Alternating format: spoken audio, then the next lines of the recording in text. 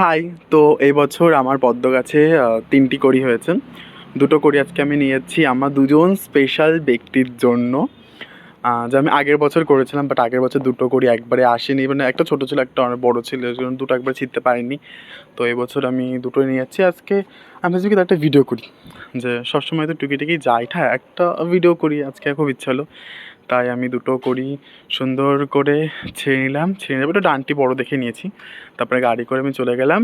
আর এই যে আমার দুজন স্পেশাল ব্যক্তি, আমার বড় মা, ছোটো মা, আর গেলাম গিয়ে আমার বন্ধুর কাছে দিয়ে দিলাম।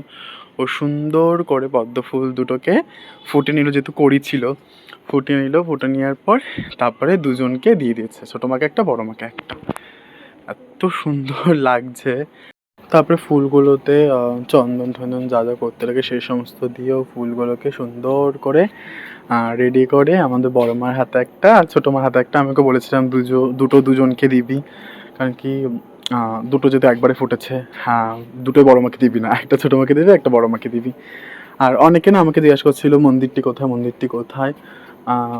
যাদের যাদের মন্দিরে আসার ইচ্ছা বা মন্দিরের সম্বন্ধে জানার ইচ্ছা যে কোথায় বা কিছু আসবে বলে, আমাকে ইনবক্স করবে, আমি তাদের জানিয়ে দেবো। অবশ্যই আসবেন, অবশ্যই আমাদের বড় মা ছোটো মাকে দেখে যাবেন।